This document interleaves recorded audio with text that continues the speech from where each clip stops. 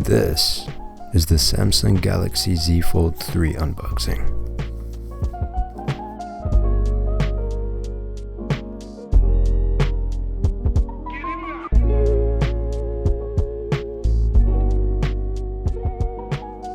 Now here we have gotten ourselves the new Samsung Galaxy Z Fold 3, and if you look at the box over here, you will be able to tell that there is no power brick inside.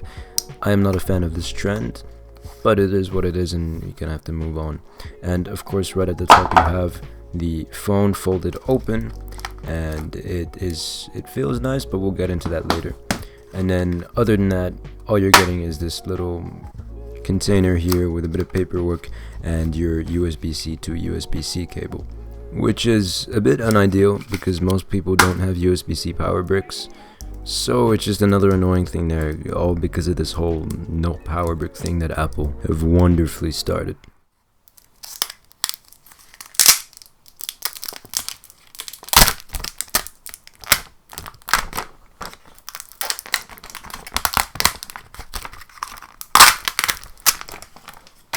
Now this phone comes in at 271 grams, which is actually decent considering other large phones such as the iPhone 12 Pro Max and the S21 Ultra come in at around 230 or 220 grams.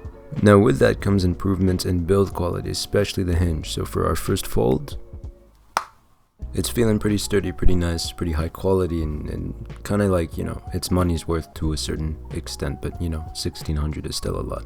Now, I wouldn't be surprised if someone told me that this phone set the new record for the amount of plastic it comes with out of the box, so that was kind of fun to do. But in terms of just general more talk about the phone and its build, it is a pretty much metal and glass build, to be specific aluminum when we talk about the metal. Now there is a bit of plastic on the edges of the inner display, and that's to prevent the metal and glass from closing on each other and kind of scratching each other and damaging each other. So the plastic is like a little shield there on the edge, but it's nothing negative in terms of the build quality.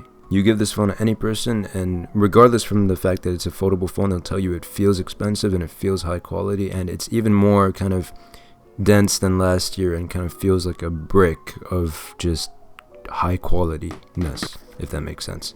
Now there is a starter kit that you can get with this phone, and inside is a power brick, a phone case with an S Pen slot inside, and the S Pen. So you get all those in this thing here, and I just want to show it off to you if you guys are interested. Now the first thing you get is a USB-C power brick, which is also a fast charger. This is what we were talking about earlier that wasn't included in the box as it should have been. But then the main thing is an S Pen case, and the S Pen inside of it is a relatively nice size to hold. It's very comfortable because it doesn't fit inside the phone. But then the problem with that is, obviously you have to have a case or you have to be very careful, and it's a bit annoying. And I think the reason they haven't put it inside the phone is two reasons. A, they don't want to compromise the battery life, and B, they want to hold off that feature for another year, which is a bit annoying. And then in terms of the case, even though it's useful because it holds the S Pen, it is just really an unideal and inconvenient case to use because it has this flap that doesn't really attach, and it's kind of stupid. It looks good though. I think something that can be done to hold the S Pen onto the Fold without a case is, because there's a flat side without any buttons, just put a small magnet on it and then put a small magnet on the flat side of the S Pen and then attach them. I don't know, that was an idea that came to mind.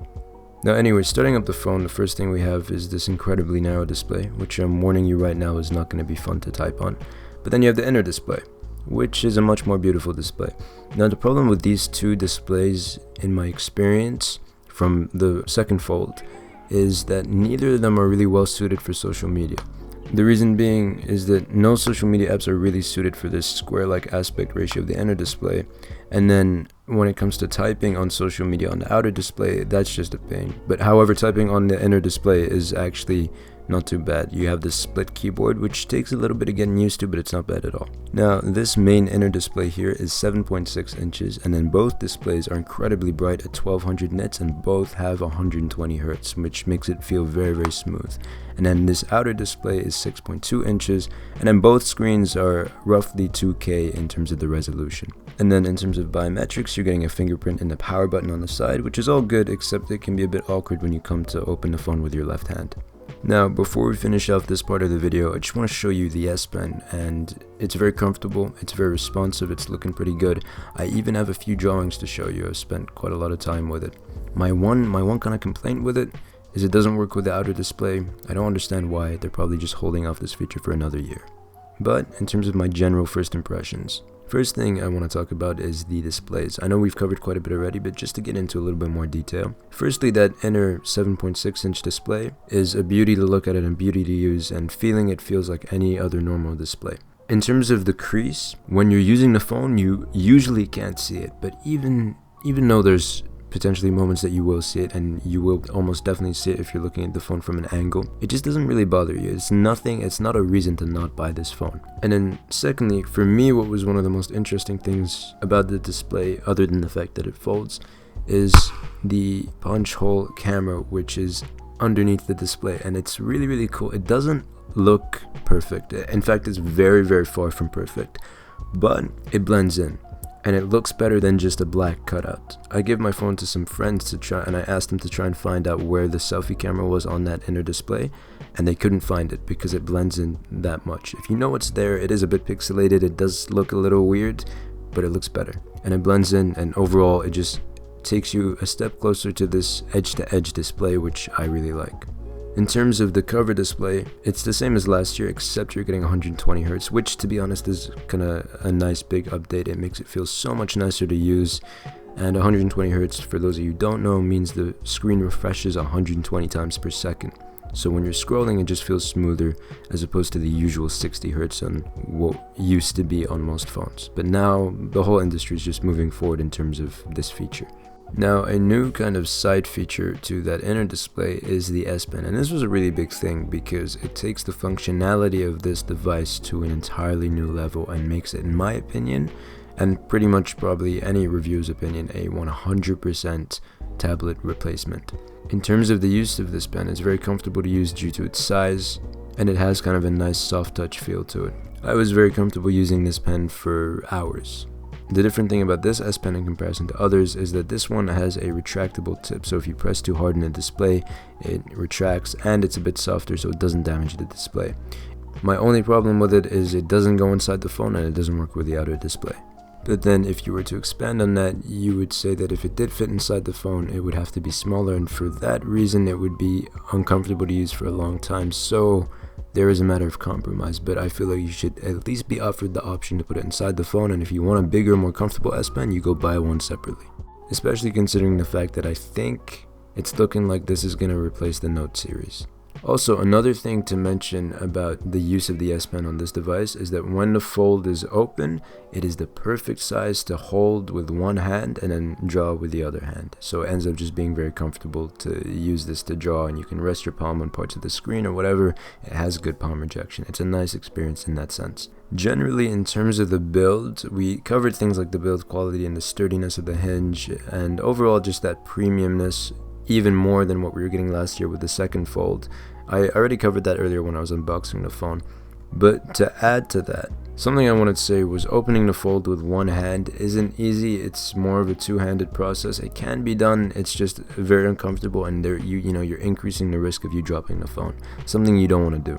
In terms of the software, some apps are not supported on especially that inner display, and that can look a little bit weird. Instagram is one of those apps, for example. And something which you've probably seen in other videos regarding the Fold is if you want to take a picture on that inner selfie camera, don't do it for the quality. You're getting horrendous quality. For me personally, I don't really care about it. I would rather get bad quality and an under display camera rather than a punch hole and better quality.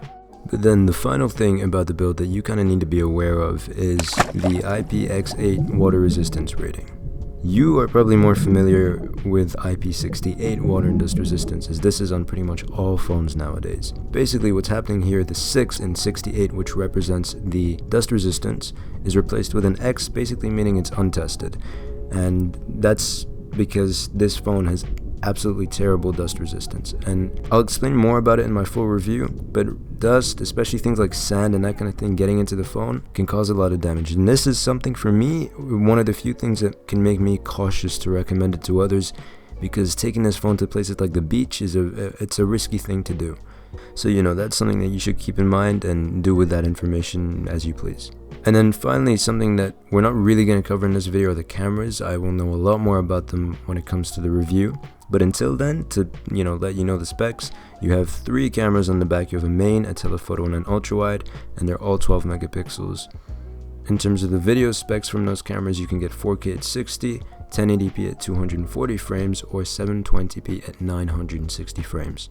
Until then, wait out for the review, and you'll get to learn a lot more about the cameras. Obviously with a lot of previews and examples. Anyway, that's it for the video. I really hope you guys enjoyed it. Please subscribe if you haven't already, and give this video a like and comment for the sake of the algorithm.